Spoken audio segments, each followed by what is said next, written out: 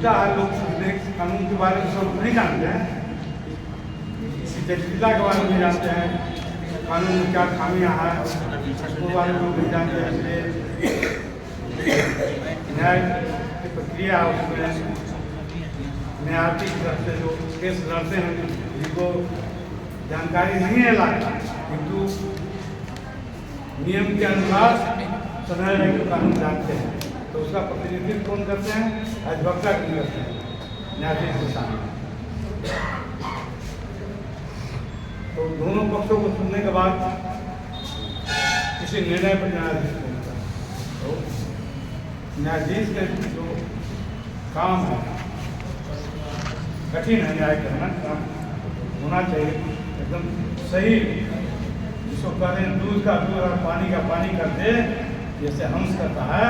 तब समझा जाए कि न्याय। तो जजेस को कैसा होना चाहिए? कुशाग्र बुद्धि होना चाहिए और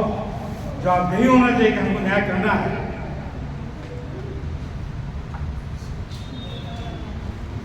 ये नहीं कि केस पड़ा हुआ है, क्यों पड़ा हुआ है केस, उसमें हमारी कमी न्यायाधीशों की कमी है, संख्या की कमी है, ठीक है, उनकी सुविधाओं में कमी है, ठीक है, किंतु फिर भी इच्छा शक्ति होना चाहिए। जज को केस पेंडिंग है उनको सोचना चाहिए, वो उनको जागरूक होना चाहिए कि साहब कौन सा केस प्रायोरिटी पर उनको पहले सुनकर उसमें न्याय कर देना है, या इसको अभी देरी से करें। पूरे जो जितनी भी संचिकाएँ आपके पेंडिंग है आपके सामने न्याय करने के लिए, सब पर कंट्रोल होना चाहिए न्यायाधीश का,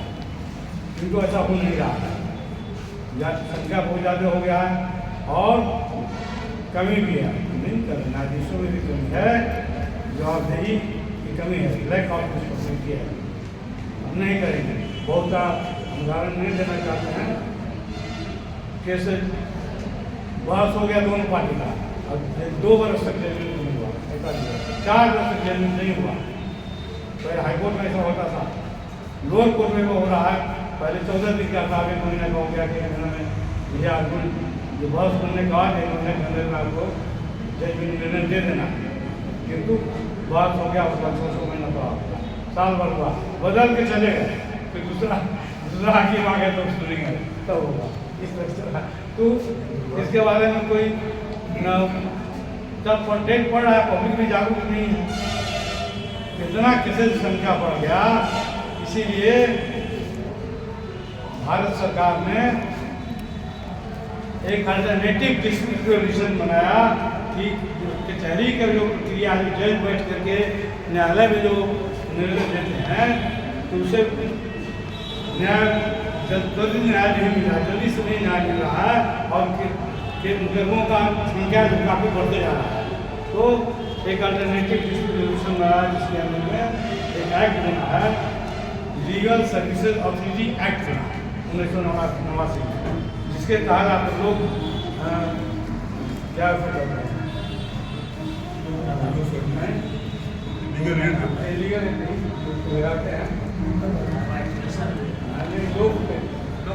लोक अदालत का राष्ट्रीय दुर्गा बनाया, जिला में हो रहा है, तो लोक अदालत उसी का हो रहा है। तो राष्ट्र लेवल पर एक राष्ट्रीय समिति है जिसके चीफ जस्टिस होते हैं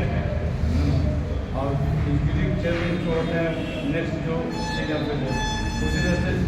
स्टेट में चीफ जस्टिस होते हैं स्टेट लेवल पर, और जिला में जिससे होते हैं सब रीजनल जुडिशल में स्टेट होते हैं। तो उसके तहत एक प्रक्रिया बना है कि केसेज का निपटारा तो अदालत के द्वारा जल्दी से किया है, तो जिसमें कि कानूनी प्रक्रिया नहीं है, समझौता करवाया जाता है, 2 पार्टी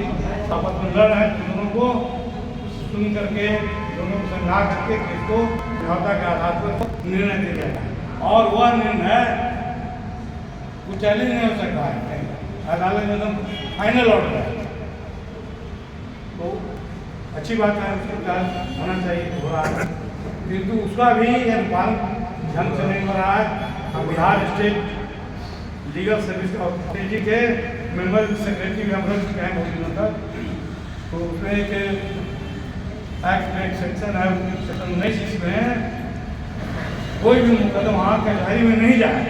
कचहरी में जाने के पहले उसका हम समाधान कर लें, उसको प्री लिटिगेशन